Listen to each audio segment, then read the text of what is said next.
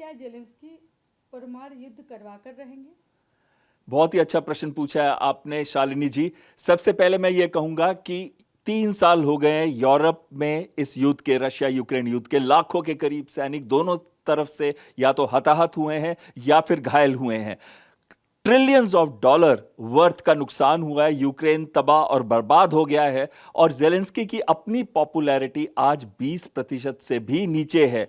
तो जेलेंस्की को यह क्लियरली मालूम है कि अगर अगर अगला इलेक्शन हुआ तो जेलेंस्की उसमें जीतेंगे नहीं और कई उनके काले चिट्ठे भी बाहर आ जाएंगे, सामने आ जाएंगे। तो वो तो चाहेंगे कि यह युद्ध भड़के और इसी वजह से पूरे के पूरे यूरोपियन लीडर्स अभी मिले थे लंदन के अंदर। उन्होंने 3 निर्णय लिए उसके अंदर। जो सबसे पहला महत्वपूर्ण निर्णय था वो ये कि एक कोलिशन ऑफ विलिंग को फॉर्म किया जाएगा और दूसरा, ये विलिंग का क्या मतलब है, काफी सारे यूरोपियन देश इसमें आएंगे, लेकिन अब उसी को ही हंगरी ने कहा कि यह युद्ध की तरफ बढ़ेगा और युद्ध को रोकने में शायद नाकामयाब हो। और साथ में और देश जो हैं जैसे कि यूके हो गया, फ्रांस, जर्मनी हो गए या इटली हो गया, उसका इस्तेमाल करके वो एक कोलिशन ऑफ विलिंग को बनाएंगे। उसमें क्या करेंगे, 1 साल के लिए, 1 महीने के लिए वो चाहते हैं कि एक युद्ध विराम हो, जो हो हवा में, समुद्र में और एनर्जी इंफ्रास्ट्रक्चर के ऊपर। यानी कि इसमें वो नहीं बता रहे कि ग्राउंड ऑपरेशंस रुकेंगे कि नहीं रुकेंगे, यानी कि ग्राउंड ऑपरेशंस शायद चलते रहेंगे।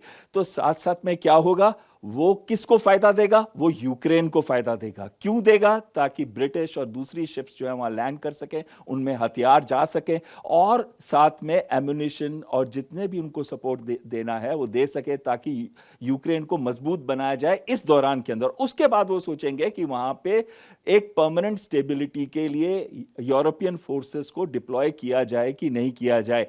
लेकिन इसको ट्रंप ने स्ट्रांगली विरोध किया। अगर अमेरिका साथ में नहीं है कोलिशन ऑफ विलिंग के तो इसका कोई मतलब ही नहीं, क्योंकि अमेरिका ने 430 बिलियन डॉलर में से 128 बिलियन डॉलर तो अमेरिका की कंट्रीब्यूशन या उनकी कमिटमेंट है यूक्रेन युद्ध के लिए, और बाकी पूरा यूरोपियन यूनियन को भी मिला ले तो उनकी 124 बिलियन डॉलर की कमिटमेंट नहीं है। साथ में बूट्स ऑन ग्राउंड, अमेरिका चाहता है बूट्स ऑन ग्राउंड हटाना, ना कि वहां डालना। अभी 1 लाख है उनकी स्ट्रेंथ वहां पे अमेरिकन ट्रूप्स की, उसको 20,000 से वो कम करना चाहता है। और उसके बाद क्या होगा, अगर अमेरिकन ट्रूप्स वहां नहीं रहेंगे और अमेरिकन वेपन सिस्टम्स और इक्विपमेंट नहीं होंगे और अमेरिकन एड नहीं होगी, फंड्स नहीं होगी, तो ये वाला जो इनिशिएटिव है ये अपने आप ही धीरे धीरे नीचे फिसल जाएगा। तो क्या सिर्फ यूरोप की मदद से जेलेंस्की पुतिन को टक्कर दे पाएंगे?